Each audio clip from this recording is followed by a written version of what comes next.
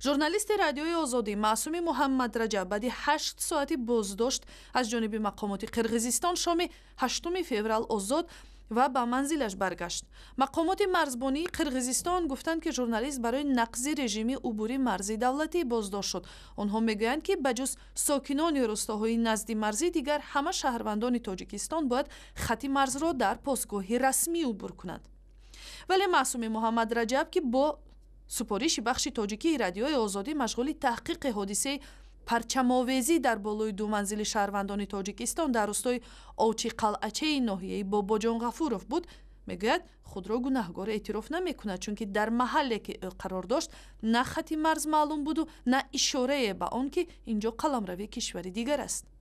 این خیلی که بلندگویی کنند یا یک تهدید کنند، لیکن به هر حال داشتن در اونجا یک فشار روانی است. وقتی که در یک همین مثل حجره خوب من دستم یا یک اونجا بستگی نبود، من می در آمدم می بر آمدم. به هر حال وقتی نامعین می دارند کاغذ پر میکنید، منتظر میشید که چی گپ است، یک دقیق گم نمیزنند، کسی خودش معرفی نمی کند. و حالا می بیایم می بینم همون نواری که گرفته‌ام واقعا کور کرده‌اند، نوار ویدیویی، مادام که خودشون دعوا دارند که در ما رفتیم در همون خانه‌ای که به قرقیزا تعلق دارد، منزلی 2 ساکنی 2 شهروند تاجیکستان بیرق که قرقیزستان را نصب کردند، پس برای چی کور کردند؟ آنها برعکس برای آن بهتر نبود که همه ببیند که چگونه خانه است، کی زندگی میکند، حجتش به کی تعلق دارد، همیش در اونجا بود. سخنهای بسیار عادی میگفتند که برای چی در حیرت بودند که برای چی این خیلی ما را غم میتن سرحدبان‌های قرقیز. لیکن بعد اینکه رسمیات انجام دادند بعد بیگاه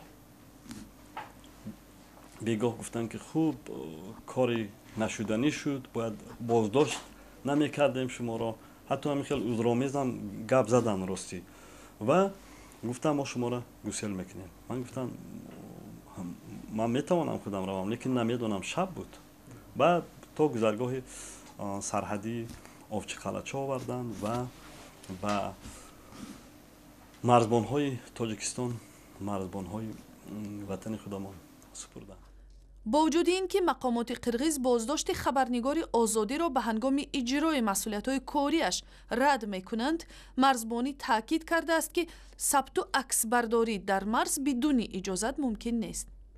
در همین حال وزارت خارجه تاجیکستان از نصب پرچم قرقیزستان در بام خانه شهروندان تاجیکستان در حدود جماعت اوچی قلعچه ناحیه باباجان غفورов نگرانی کرده به مقامات قرقیزستان نوتۀ یا یادداشت اعتراضی فرستادند. تاجیکستان از قرقیزستان مجازات عاملان و هم جلوگیری از تکرارشوی چنین حوادث را در آینده تقاضا کرده است.